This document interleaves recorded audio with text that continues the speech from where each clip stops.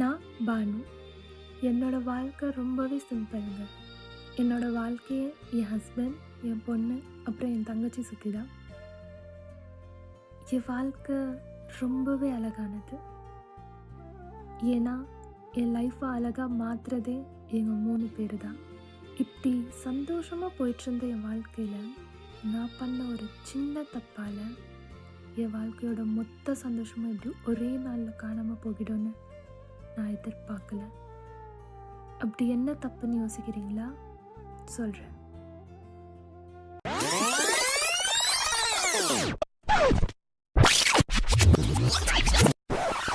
கொஞ்ச நாள் முன்னாடி என் பொண்ணுடைய பிறந்த நாளைக்குன்னு அவளுக்கு பிடிச்ச ட்ரெஸ்ஸு வாங்க அவ சொன்ன கடைக்கு நான் போயிருந்தேன். அங்கே அவ கேட்ட அந்த ட்ரெஸ்ஸு இருந்துச்சு.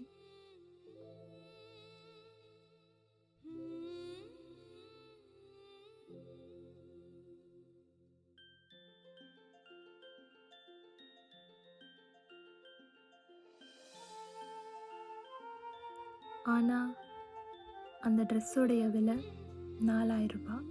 என்கிட்ட இருந்தது 2000 ரூபாய். என் பொண்ணு ஆசைப்பட்ட கேட்ட அந்த ட்ரெஸ்ஸை அவளுக்கு வாங்கி கொடுக்க முடியலேன்ற ஒரு கில்ட்டோட நான் அந்த ட்ரெஸ்ஸை பார்த்துட்டு அங்கேயே நின்றுட்டு இருந்தேன். இதை ரொம்ப நேரமாக கவனிச்சிருந்த ஒரு பொம்பளை என்கிட்ட வந்து ஏன் ட்ரெஸ்ஸு வாங்கலையான்னு கேட்டான். என்கிட்ட பணம் கம்மியாக இருக்குன்னு சொன்னேன். அதுக்கு அவகிட்ட இருந்த 2000 ரூபாவை எடுத்து எனக்கு கொடுத்தா. பொண்ணுக்கு ட்ரெஸ்ஸு வாங்க சொன்னான். பிறந்தநாள் அதுவும் பொண்ணு மனசை கஷ்டப்படுத்தாத, வாங்கிக்கன்னு சொன்னான். ஆனால் நான் மறுத்துட்டேன். நீங்கள் யாருன்னே தெரியல, உங்ககிட்ட இருந்து எப்படி நான் பணத்தை வாங்குறதுன்னு கேட்டேன். நீ அதை பற்றியெல்லாம் யோசிக்காத, காசை வாங்கிக்க, உன் பொண்ணை சந்தோஷப்படுத்து, பிறந்தநாள் அதுவும் அவன் மனசை கஷ்டப்படுத்தாதுன்னு சொன்னான்.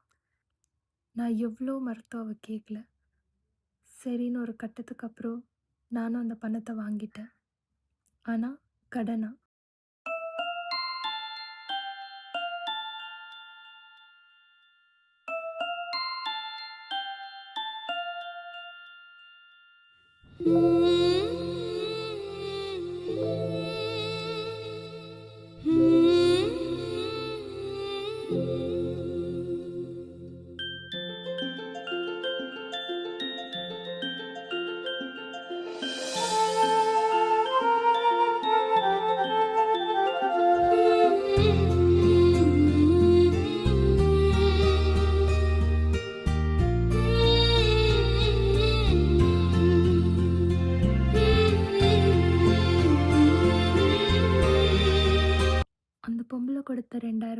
என்கிட்ட இருந்த ரூ. 2000 போட்டு அந்த ட்ரெஸ்ஸ நான் வாங்கிட்டேன்.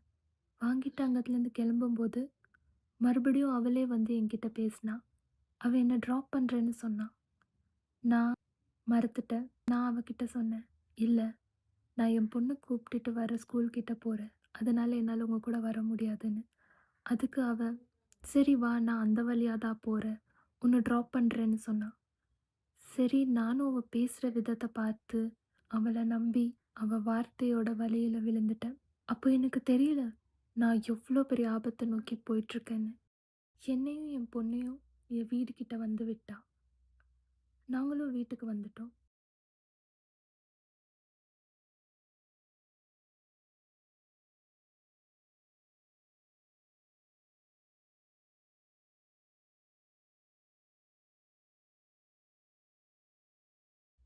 அப்புறம் கொஞ்ச நேரம் விட்டு அவ என் வீட்டுக்கிட்ட வந்தா.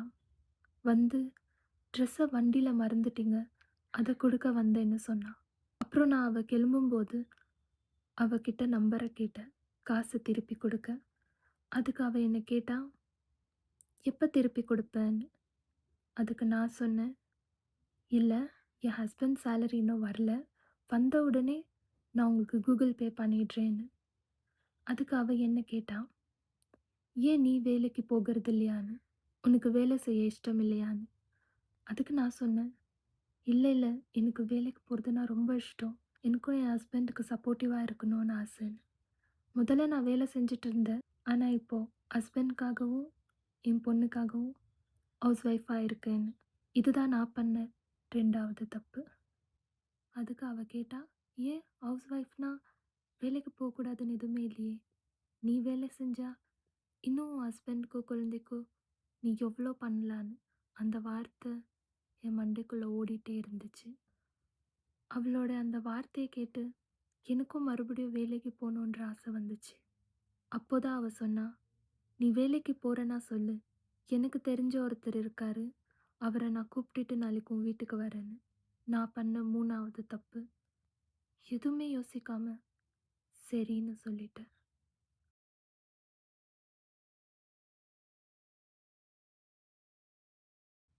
அடுத்த நாள் அவளும் வந்தா. அவ சொன்ன அந்த ஆளோட. ஆரம்பத்துல ஒரு நார்மல் கான்வர்சேஷனா தான் இருந்துச்சு. அப்போதான் அந்த பொம்பள, "எனக்கு ஒரு கால் வந்திருக்கு. கொஞ்சம் போய் பேசிட்டு வரேன்னு" வெளியில போனா. அப்பவும் எனக்கு எதுவும் தப்பா தெரியல.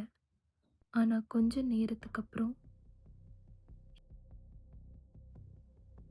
எனக்கு நடந்தத இப்பவும் என்னால நம்ப முடியல.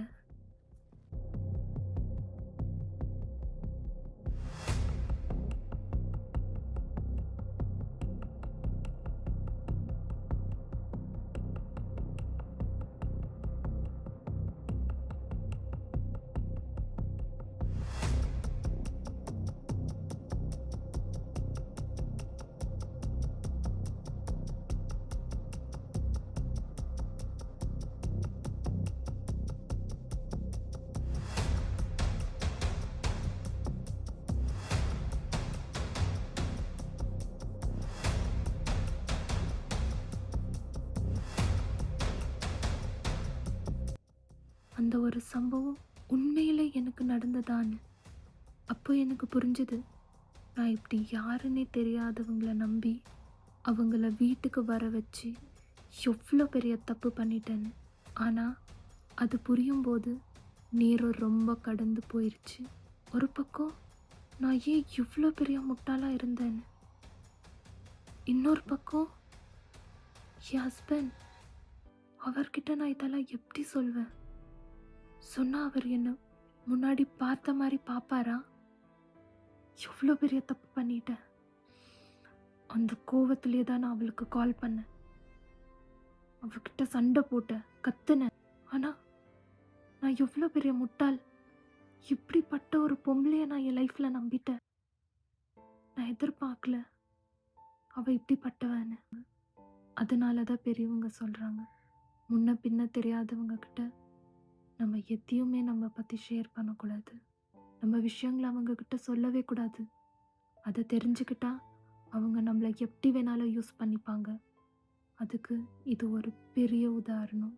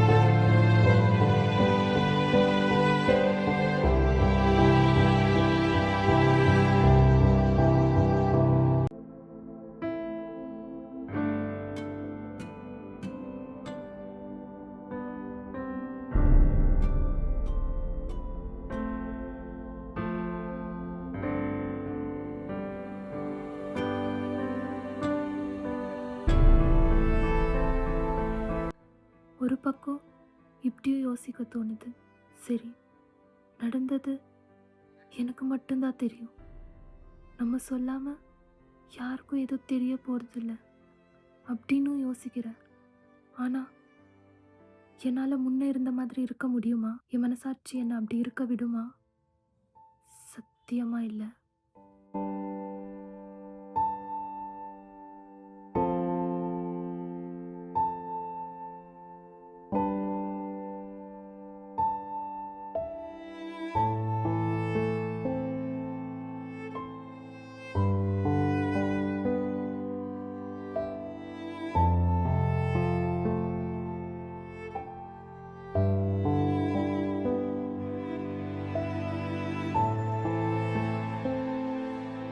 நடந்தது ஒரு கெட்ட கனவா நினைச்சு என் ஹஸ்பண்ட் குழந்தைக்காகவாச்சு எல்லாத்தையும் மறந்துட்டு சகஜமா இருக்கணும்னு தோணுது.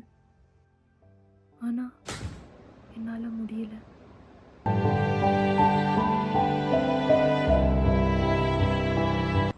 மனசு இப்படியும் யோசிக்குது, பேசாம இந்த ட்ரெஸ்ஸை குழந்தைக்கு கொடுத்துடலாமான்னு.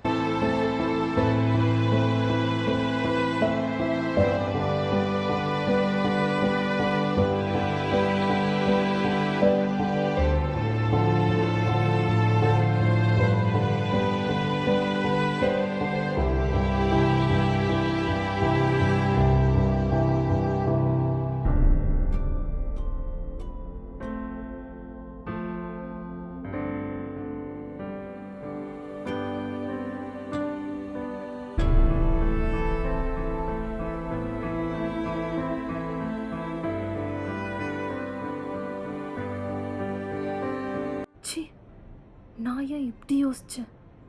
இப்படி ஒரு பாவப்பட்டவளோட பணத்தில் வந்த துணியை என் குழந்தையோட பிறந்த நாளுக்கு போட்டு பிறந்த நாளுக்கு கொண்டாடுறத விட நான் சும்மாவே இருக்கலாம். இப்போவே இந்த துணியும் இந்த காசையும் தூக்கி எறிய போகிறேன். இந்த சம்பவம் எனக்கு ஒரு விஷயத்த ரொம்பவே ஆழமாக புரிய வச்சுது. யாரையும் நம்ம கண்மூடித்தனமாக நம்பக்கூடாது. அதற்கான விளைவை நான் அனுபவிச்சிட்டேன். ஆனால் அதுக்காக நம்ம சுற்றி இருக்கிற எல்லாரும் கெட்டவங்க நான் சொல்லலை. அதே மாதிரி எல்லாருமே நல்லவங்கன்னு சொல்லலை. ஆனால் இப்போது இது எல்லாத்தையும் விட என் மனசில் ரொம்ப ஆழமாக ஓடிட்டுருக்க ஒரே ஒரு விஷயம், என் ஹஸ்பண்டை நான் எப்படி ஃபேஸ் பண்ண போகிறேன்னு.